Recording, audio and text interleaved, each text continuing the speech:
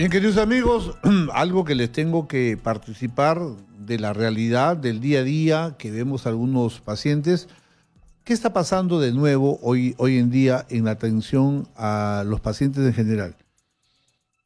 Muchos de ellos están interesados en saber si es que en verdad tuvieron o no tuvieron coronavirus.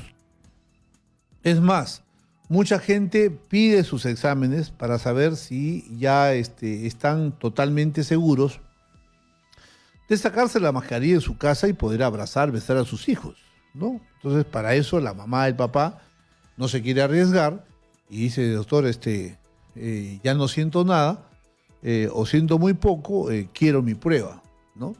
Entonces, obviamente se le hace su prueba y digo, bueno, hazte tu prueba y regresas. ¿Qué está ocurriendo en cosas que antes no se veían porque era imposible? Lo que está ocurriendo es que hay personas que se han hecho varias pruebas y las pruebas no cuadran.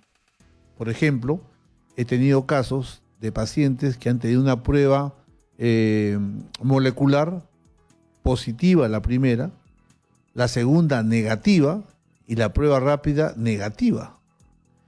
Y también he tenido al revés, prueba molecular negativa, positiva, ¿no? Y hay pacientes que tienen tres pruebas moleculares, tres pruebas rápidas y las tres salen negativa.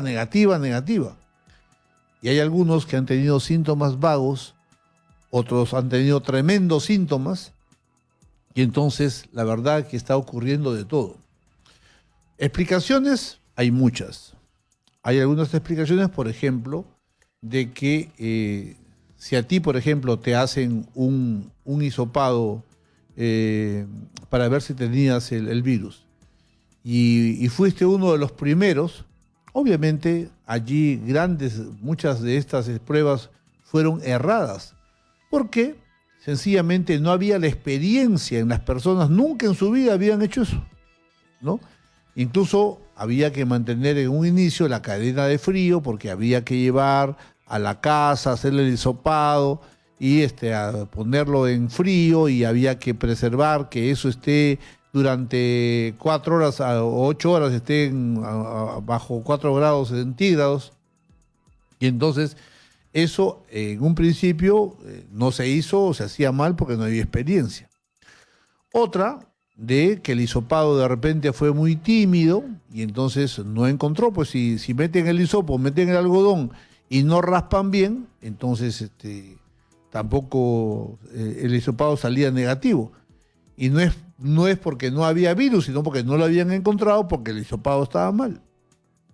Pero después, cuando siguió avanzando la información, los mismos fabricantes aceptaron que por más que el hisopado se haga bien, ¿no?, un 30% iban a salir falsos. O sea, iban a salir negativos. ¿Por qué? Porque la prueba molecular básicamente es óptima cuando se hace de lavado de los bronquios. O sea, cuando el virus está en los bronquios y a ver, déjate que te haga un lavado bronquial. Y además eso es algo contaminante porque obviamente el paciente tosía, olvídate, si tenía virus en el bronquio, inundaba todo el ambiente. Hay muchos casos, que eso lo vamos a tocar mañana, vamos a tocar todos los casos, ¿no? Todos los tipos de probables resultados de respuestas con muestras. Mañana lo vamos a discutir y voy a explicar caso por caso, porque habrá muchas interrogantes que verán qué es lo que ha pasado conmigo. Bien, eso mañana lo conversaremos, porque ahora vamos a conversar con la doctora María Elena Martínez. Ella es directora de inmunizaciones del Ministerio de Salud. Y esto es algo muy importante porque definitivamente ahora que se viene el invierno, sería pues adecuadísimo de que la mayor cantidad de peruanos expuestos, ¿no?, al coronavirus tengan sus vacunas de la influenza y el neumococo. Sería maravilloso. Eso y otras informaciones importantes vamos a Vamos a preguntarle a la doctora María Elena Martínez. Doctora María Elena Martínez, buenas tardes. El doctor Macé le saluda. ¿Cómo está usted? ¿Cómo está, doctor Macé? Muy buenas noches. Muchas gracias por esta conexión y esta comunicación con usted. Siempre valioso conectarnos siempre con usted para poder difundir la prevención, en este caso las inmunizaciones que hoy siempre son importantes para el país, ¿no? Las gracias a usted, doctora, que usted es la que nos regala su tiempo. Doctora, ¿cómo andamos de las vacunas que siempre hemos tenido? Y obviamente ahora por el miedo, todo el mundo se abocó a las vacunas y en febrero y en enero volaron todas, ya se acabó todo. Y ahora que viene el invierno y que este coronavirus ha salido como Chuck Norris, duro de matar, ¿qué alcance nos puede dar sobre la posibilidad de contar con las vacunas? ¿Qué nos puede decir, doctorita? Bien, doctor. Efectivamente, como usted mencionó, nosotros en enero emprendimos una actividad muy fuerte para poder vacunar a los más vulnerables, que eran las personas mayores de 60 años y todas las personas que tenían también comorbilidad. Pero cuando pasamos a un escenario 3, postergamos la vacunación. Sin embargo, no dejamos nunca de vacunar durante este tiempo de la pandemia a todo el personal de salud, que también son la primera línea. Y no es tanto que se ha agotado la vacuna, el Ministerio de Salud adquirió aproximadamente casi 1 millón de dosis de vacuna contra el neumococo para poder cubrir a toda esta población vulnerable, toda vez que en el año 2019 el Perú ya había incorporado la vacuna de neumococo para los mayores de 60 años, donde alcanzamos vacunar aproximadamente 700.000 personas mayores de 60 años, ¿no? Entonces, ahora que estamos en un problema de pandemia todavía, que estamos todavía viviendo esta crisis, empezamos desde el 25 de mayo a una convivencia social. Tanto es así que el primer nivel de atención ha reiniciado la vacunación de manera lenta, paulatina, considerando este distanciamiento social que está estipulado por el gobierno nacional, ¿no? Y sin embargo, nosotros también como ministerio hemos emprendido algunos centros comerciales de manera articulada con el ministerio para poder vacunar justamente a la población vulnerable, que es los mayores, que en la influenza es las gestantes, también los mayores de 60 años y todas las personas con comorbilidades. Ok, doctora, y ¿alguna campaña conociendo la importancia de que nuestros pacientes que estén expuestos se puedan vacunar, sobre ahora que viene la época de frío? ¿Ustedes están preparando algún impulso, alguna campaña porque habrá mucha gente que dirá, de repente no es bueno vacunarse, otros dirán, ahora me quiero vacunar, pero la posición oficial, un paciente, por ejemplo, que haya salido con su prueba positiva, cualquiera de las dos, que haya salido positiva, la molecular o la prueba rápida, y ese paciente se pregunta, ¿podré ahora vacunarme o no podré hacerlo? ¿Qué le podría usted decir? Muy buena pregunta, doctor Macé. Primero, para mencionarle que esa persona que está confirmada con el diagnóstico del COVID-19 tiene que esperar sus 14 días para que después de su distanciamiento, después de su aislamiento y su tratamiento que el médico le pueda indicar, recién después de 14 días debe recién poder vacunarse. No está contraindicado que aquel que tuvo el problema, el diagnóstico de COVID, deje de vacunarse. De lo contrario, esta persona debe ser vacunada contra influenza y si ha tenido, tiene y sigue persistiendo un problema de comorbilidad, también debe acceder para su vacuna contra el neumococo. Todo el país tiene lo suficientemente la vacuna, pero lo que sí hay que mencionar acá, que nosotros como Ministerio de Salud, la palabra campaña la estamos cambiando porque la campaña origina aglomeraciones, origina concentración de gente y eso es lo que no queremos. Hoy la vacunación se ha convertido y nos ha cambiado la vida. Ustedes saben que el virus que ha llegado al país y al mundo nos ha cambiado la vida a todos. Por lo tanto, la estrategia de vacunación también tiene que ser de manera paulatina, previa cita o ya no vamos a denominar probablemente casa por casa, pero sí una vacunación a domicilio, previamente coordinada, coordinada vía telefónica con el paciente, y que podamos alcanzar a vacunar a todo el ciudadano que amerite tener dentro de su esquema de vacunación nuestras vacunas contra influenza y neumococo. Doctora, otra pregunta. Si un paciente dice, como yo todavía no me da el coronavirus y no quiero que me vaya a agarrar, de una vez voy a aprovechar y me voy a poner las dos vacunas juntas. Me voy a poner la de la influenza y de yapa me pongo la de neumococo. ¿Eso es recomendable? ¿No es recomendable? Las dos juntas. Doctor, no, todavía no hemos probado ninguna vacuna, y las que tenemos dentro del esquema de vacunación no hay ninguna que sea la vacuna contra el coronavirus. Eso ya usted sabe muy bien, y todos lo sabemos, de que esta vacuna todavía no llega ni al Perú ni al mundo. Están en fase 1, en fase 2 en algunos países. Nos dicen que hay aproximadamente 160 productos que se están probando. Esperamos en los próximos meses que nos puedan decir. Pero lo que sí, las personas que ya está próximo a llegar el invierno, y que es lo usual que hacemos todos los años, es vacunarnos contra influenza. Todas las personas menores de 5 años, que son los vulnerables, todos los mayores de 60 años, y toda aquella persona que tenga algún tipo de comorbilidad, además también la gestante. Entonces, no, la vacuna que colocamos, tanto influenza como neumococo, no previenen del coronavirus. Ojo, eso tiene que quedar claro para el ciudadano, no previene del coronavirus, pero sí las vacunas que vamos a colocar contra la influenza, todos hemos vivido probablemente, o algunos sí, la pandemia del 2009 que nos golpeó mucho en el Perú, y sobre todo afectados las personas que tenían las comorbilidades, tipo los obesos fueron los primeros en no ser afectados, los hipertensos, los cardiópatas, los diabéticos, los problemas con cáncer que también tienen muchas personas. Ellos fueron muy afectados en el 2009. No queremos que en nuestro país vuelva a repetirse esta historia, y es por eso que tienen que vacunarse. El país ha hecho una inversión fuerte en vacunas.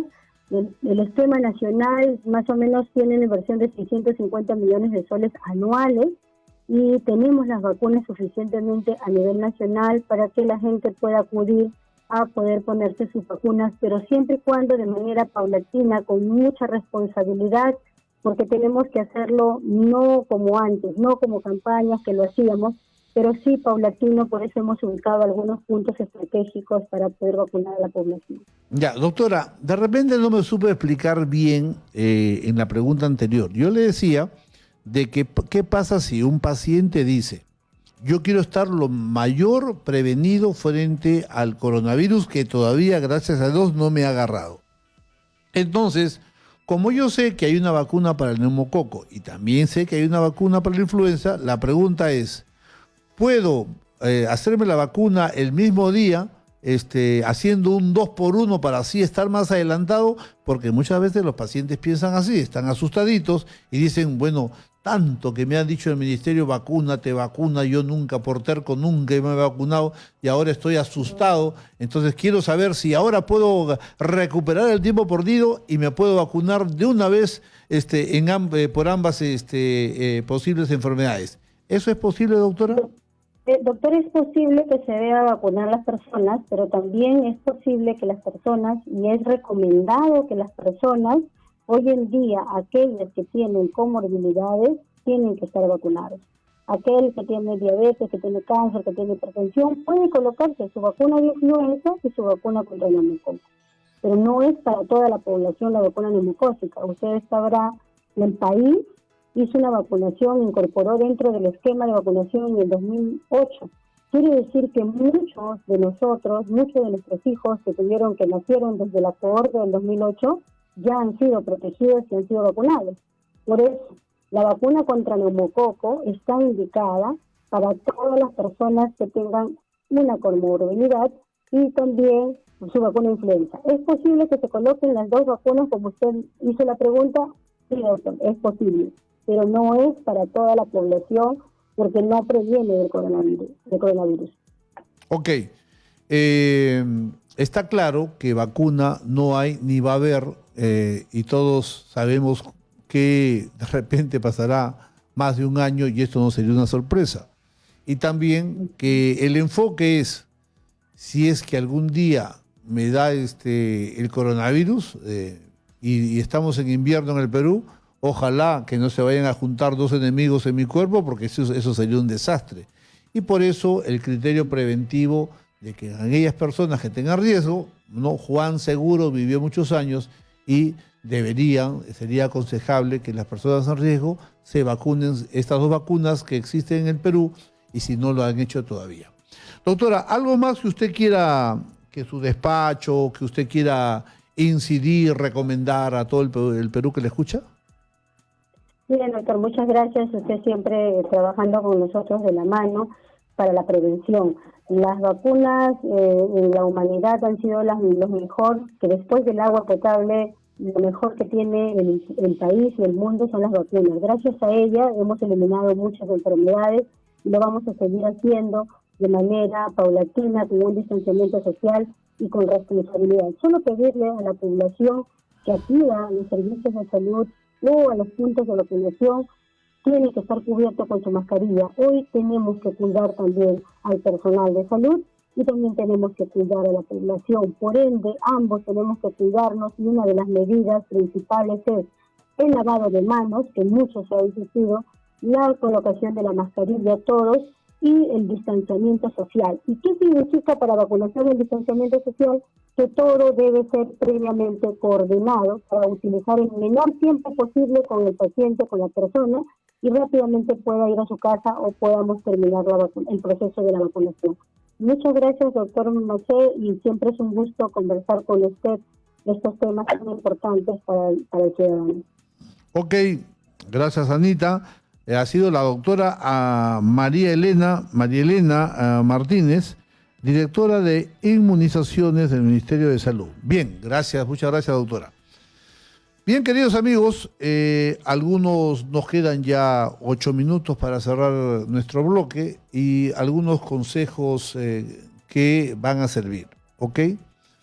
Así como hablé con el alcalde de Pitumarca, sería bueno a los alcaldes que me están escuchando que puedan tener un plan de acción que en realidad no es tan complicado. En este ejemplo, por ejemplo, Pitumarca tiene una población aproximadamente de 5.000 personas y básicamente digamos que el 40% de esta población es una población bastante joven.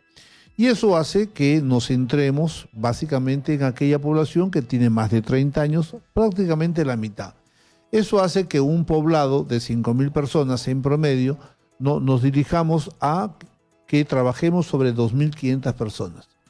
Pero obviamente sabemos que las personas arriba de los 30 años, de los 30 a 50, son personas todavía jóvenes, están fuertes y difícilmente tienen muchas otras enfermedades complementarias, ¿ok? Por lo cual, de ese gran porcentaje de personas de 30 a 50 años, podemos separar quiénes son los hipertensos, quiénes son los diabéticos, quiénes son los asmáticos, quiénes son los obesos y los que tengan enfermedades como, por ejemplo, los tipos de cáncer que podamos conocer. Y de esa población, bueno, en realidad serán pues a lo mucho un 10%, ¿ok? Ya pasados los 50 años, hacia arriba, es el otro sector, y entonces haciendo un cálculo de buen cubero, en una población de 5.000, realmente las personas que van a importar para este posible impacto con el coronavirus son 1.000 personas. Si a estas 1.000 personas tú las separas, ¿no?, para que sean estudiadas en cuatro pelotones, 4 equipos, 4 cuadrantes, estamos hablando de 250 personas, que básicamente es algo llevadero para poder hacer un diagnóstico, ¿no?, casa por casa. Un control de presión arterial es fácil de hacer, lo puede hacer una técnica, lo puede hacer una enfermera, lo puede hacer un médico, lo puede hacer un odontólogo, un obstetra, y siempre, o un farmacéutico, así que la presión arterial la podemos diagnosticar fácilmente y podemos hacer un catastro sobre esta enfermedad. sobre la posibilidad, hablo del Perú profundo, ¿no? De estas comunidades que hay en promedio de 5.000 y que son muchas, muchas, muchas. Un glucómetro, ¿no? Ojalá que no me lo hayan subido, no tiene por qué, pero un glucómetro, ¿no? Vale 120 soles. Con 4 glucómetros tú puedes hacer ese barrido a un bajo costo. Y entonces el alcalde, apoyado con la iglesia y apoyado con la posta médica, ¿no? Tranquilamente pueden hacer un testeo en ayunas, hacen su testeo y pueden saber quiénes son los diabéticos, ¿no? Porque hay gente que no sabe que es diabética. Me pasa a mí todos los días, ¿no? De cada 10 pacientes que veo, ¿no? Uno me sale diabético y no sabía que era diabético. Si eso pasa en Lima, imagínense lo que pasará en provincias. Entonces, identifico al hipertenso y al diabético. Con una balancita que cuesta 120 soles, por lo menos, ¿no? Error más menos 5, pero yo solamente con mi centímetro, ¿no? Sé quién es gordo y quién es obeso, ¿no? Si no hay balanza, con mi centímetro. Y entonces ahí tienes a los obesos. Entonces, cada municipio, si se hace se traza esa meta, podría decir quiénes son tus obesos, quiénes son tus hipertensos, quiénes son tus diabéticos. Ahora, un paciente diabético con una buena dieta y haciéndole entender y a su familia, entonces ahí tienes resuelto el 50%. El otro 30% lo vas a poder corregir teniendo la metformina en la mano. Y la metformina, genérico, funciona bien y es baratísima. Entonces, en realidad, allí podrías resolver tu problema. Y para los hipertensos, ¿no? El captopril cuesta centavos. El enalapril también centavos. El mismo losartán cuesta 50 centavos. O sea, también no tendrías problemas con la hipertensión y no tendrías problemas con la diabetes. ¿No? Con el gordito, con el obeso, habría que decirle, bueno, tú te tienes que cuidar y baja de peso, ¿no? Esta es tu dieta, a una nutricionista, ¿no? Comienza a bajar de peso, ¿por qué? Porque no es que la próxima semana el coronavirus se vaya del Perú. El coronavirus ha venido para quedarse por los un par de años. Y por lo tanto, si tú eres muy obeso, vas a correr riesgo, ¿no? Más de un gordito se va a querer poner moja y dice, no, si el coronavirus me va a agarrar porque soy gordo, mejor comienzo a achicarme, ¿no? Y también es otra oportunidad. Entonces, y un paciente asmático, lo sabes por la sintomatología, y si no con este aparatito, le escuchas el pulmón y donde escuchas flautitas por dentro, ya sabes que hay un broncoespasmo y ya lo anotas.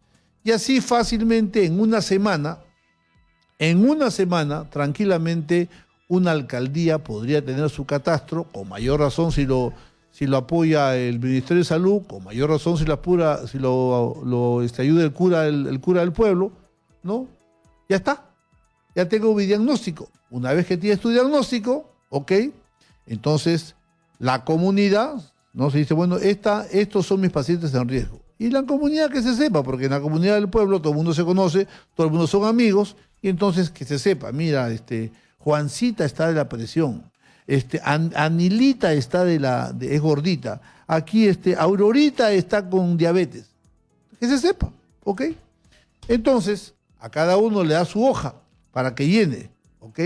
Y ellos que hagan como una especie de declaración jurada. A ver, marca ahí, ¿no? Y eso se lo entregas a una persona del municipio que revise rápidamente, y aquellas personas que tienen alguna preocupación, ¿no? Entonces ahí inmediatamente se actúa.